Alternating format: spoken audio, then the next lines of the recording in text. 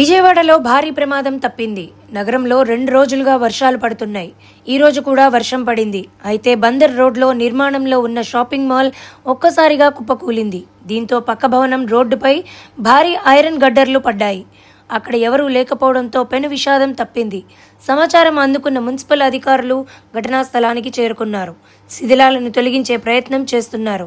అయితే బిల్డింగ్ కూలిన సమయంలో భారీ శబ్దం రావడంతో స్థానికులంతా భయాందోళనకు గురయ్యారు. ఏదో జరిగిందని తెలియక అందరూ రోడ్డుపైకి వచ్చారు. షాపింగ్ మాల్ కుప్పకూలడాన్ని చూసి అందరూ షాక్కి గురయ్యారు.